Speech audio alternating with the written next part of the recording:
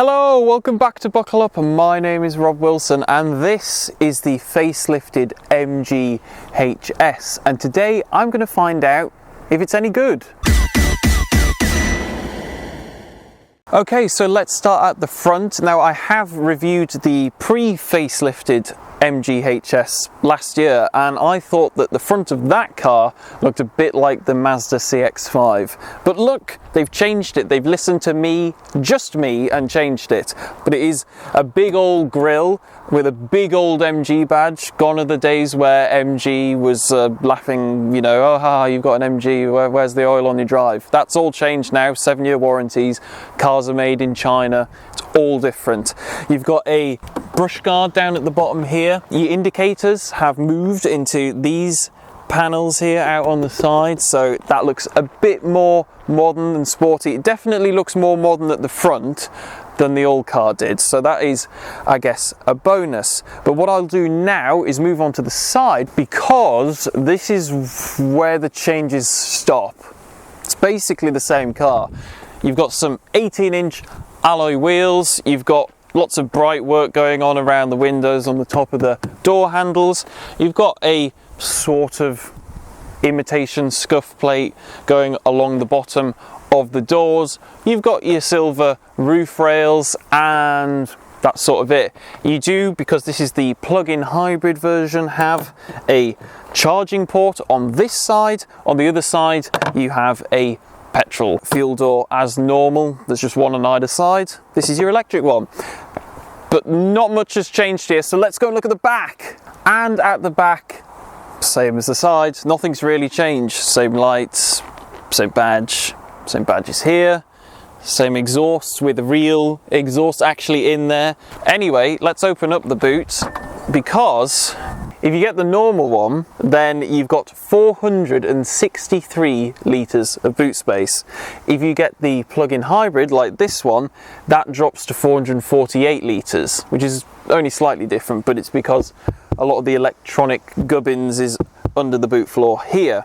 Now, with the rear seats folded down, normal version 1,454 litres, this version 1,375 litres. There aren't really any sort of features back here apart from there is a light, but if I lift up this boot floor, you can see where there is no space, because it's all of your tools and battery and all of that stuff that is getting in the way, and your cables don't fit under the boot floor, so you've just got a massive bag for them here, so they just live in your boot. Anyway, I'll close this up and I'm going to jump in the back seats. Okay, in the back seats, and first bit of good news, I have room. I've got knee room, because there's some cutouts in the back of the front seat.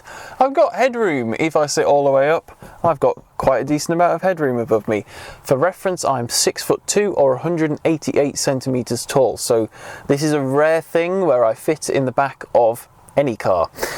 In terms of features back here, you've got two air conditioning vents in the center there. You can't control the temperature from here, but you can direct the airflow. Below that, you've got two USB-A slots so you can charge devices. You have some business class aeroplane style seat back pockets. I'm not sure how useful they would be, but they're probably just about the right size for an iPad to go in. You have enough space in the door pocket for a bottle of water, and if I pull down this armrest, not only have I got a cubby for things, I've also got two cup holders that reveal themselves and fit a bottle of water in, which is quite nice to see. You've also got the standard stuff now around your ISOFIX. These seats are very lovely because this is the top spec trophy trim, so you've got some Alcantara bits and a bit of red stitching on here. All soft touch, I must say. It's all very nicely done. Very impressive. So I think what I'll do is I'll go and sit in the front and see if the impressiveness continues. So the front, you've still got all of those nice materials that I talked about in the back. Everything's soft, top of the dashboard soft. This is all soft. You've got your red stitching. You've got these fantastic sport seats on this trophy model with the red stitching and more of Alcantara. Practicality wise, you've got enough space for 2 bottles of water, because I've just removed them from there and put them into these 2 cup holders in the center. You've got a tray that you can fit your sunglasses in or something like that. You've got a cubby in here, which is really only for plugging your phone in for the Apple CarPlay or Android Auto, which is on this big screen in the middle. You've also got some USB-A chargers and a 12 volt in there. Down in the center, you've got buttons for the electronic tailgate. You've got 360-degree cameras with that weird 3D mode where you can see the car in the actual space, so it's quite helpful. Camera quality is not brilliant, but this car isn't very expensive. Hazards and an EV mode button on this plug-in hybrid version, because you can just run it on electric power if you so wish. You've got your electronic parking brake and auto hold as well. Then behind where the cups are, you've got a cubby which you can actually direct the air conditioning to, so if you want to keep something cold in there, hey, good. Glove box, also actually decent size with a weirdly small manual in it. And then just generally, it's quite traditional with the screen above the aircon vents. You do have a row of toggle switches for controlling things like the volume of the radio, and shortcut buttons for going to the home, the climate controls, which unfortunately are in the screen and are a bit of a pain. You've got to sort of aim your finger while you're driving, which is a little bit annoying, and you miss constantly. So yeah, you change your fan speed, your direction, your heated seats are also in there. A little bit annoying, but you do have physical toggle switches for both the front and rear heated screens, which is a nice thing to have. You have a digital driver's cluster in front of you, which shows you all of the relevant information, and I'll talk a little bit more about it when we drive it, but this car has MG Pilot, so it's got all of the safety stuff on it that you would want, and you can see a lot of that in that screen. The cruise control button is actually down here. It's not on the steering wheel like a lot of models. It's a separate control, so it's a little bit old-fashioned in that regard, because that's sort of reminding me of a noughties Merc, for example, but that's there. Anyway, that is probably enough about the interior, so let's go out and drive it. Yeah! Okay then, so driving the MG HS plug-in hybrid, and I guess let's start by talking about the hybridness of this particular model. So you've got a 1.5 litre petrol engine, and then that's connected to an electric motor, and that electric motor is not very big, so it can only do about 30 miles on a WLTP EV only range, so it's really only for city use, and if you're using it in a city you'll probably see a little bit more than 30 miles of range. But the idea is you can fill up your car with petrol, and you never really need to charge the batteries unless you want to do that. It will just run as a normal petrol car even if you never plug it in. It's there as an option. You can get this HS as just a petrol car with either a manual or an automatic gearbox. Now, if you get just the normal petrol version, then if you go for the manual, you get a 6-speed manual. If you go for the auto, you get a 7-speed automatic gearbox. Nothing weird about that. However, if you go for this hybrid version, then you get a 10-speed automatic gearbox, and that is a little bit weird because that's a lot of gears. What it also means is when I put my foot down, like now,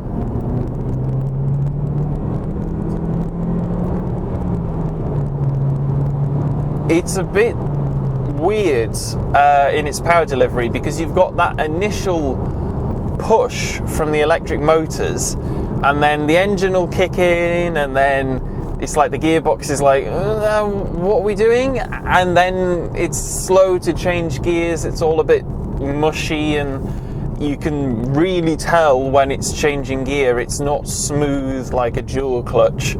So it's a little bit hesitant in its power delivery.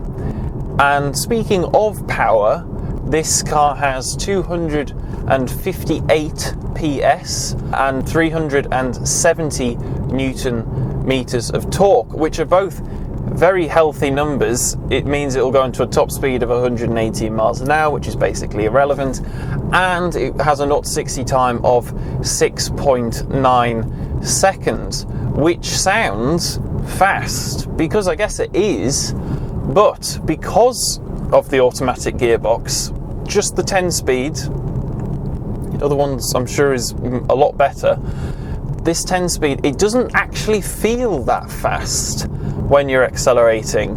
It dulls the, what should be, in theory, quite a sporty experience. What we haven't talked about yet is price. This is the trump card, I think, of the MG brand in general nowadays.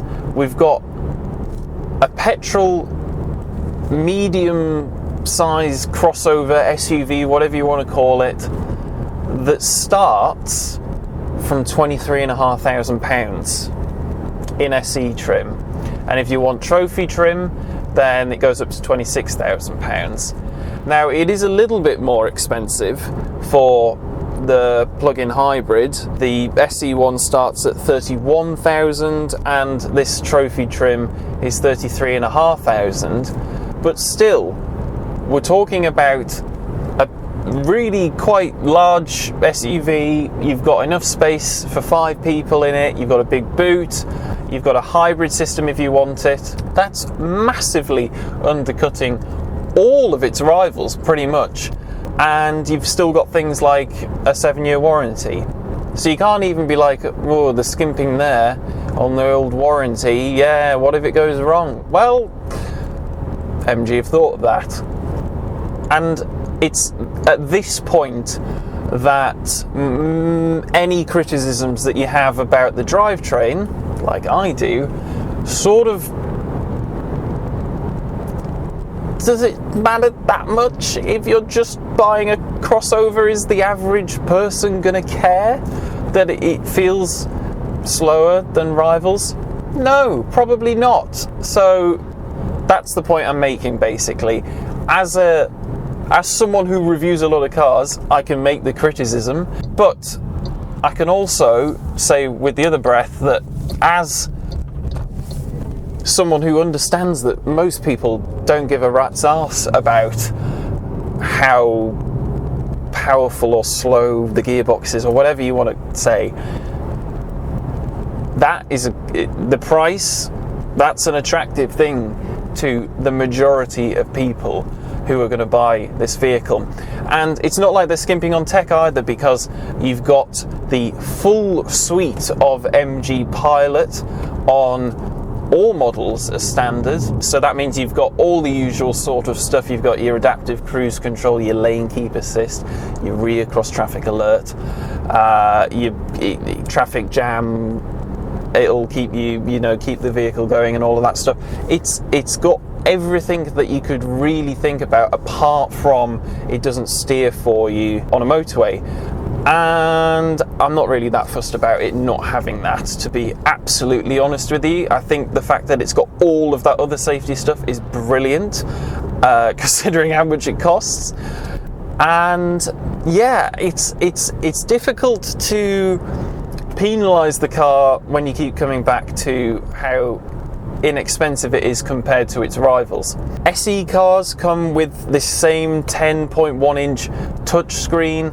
They all come with climate control. If you get the trophy, basically it's more styling stuff. So you get like tinted glass and you get these sporty seats and all of that stuff. But really, if you're happy with the SE trim in terms of what that offers you, unless you care about the aesthetic things, there's not too much point going for this trophy trim, really. it's not going to drive any differently, certainly, to the standard car. And speaking of how it drives, again, it's not a driver's car. I can't give it any points for being sporty or engaging, but it's not bad. It's pretty reasonable, actually. The only thing that I would complain about, really, if I was being nitpicky, is the steering rack itself is a bit slow. So you find yourself putting in a bit more steering movement than you might expect to. Is that really going to put you off buying one of these? I'm not so sure it would. But as I say, go drive it. If you can live with all of this stuff, absolutely fine. You're going to save yourself a heap of money. If you can't, maybe go and look at one of this car's rivals, if you're willing to pay the extra. Well, anyway, I think that is probably enough nattering on from me. So I shall pull over and we can do a bit of a conclusion. Okay then, so that is the MG HS plug-in hybrid electric vehicle tested. What do I think?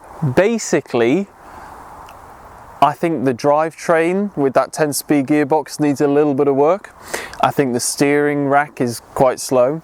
And I also think that the people who buy these cars won't care at all about those things. So if you want a very, very inexpensive plug-in hybrid SUV, it's like 10 grand cheaper than everything else.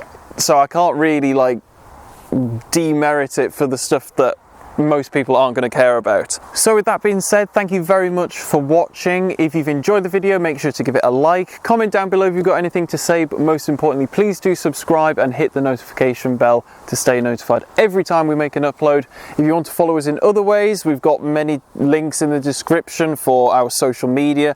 If you want to support us, we've got a channel memberships, or you can buy some merch. Up to you. Anyway, thank you for watching and I shall see you next time. Goodbye.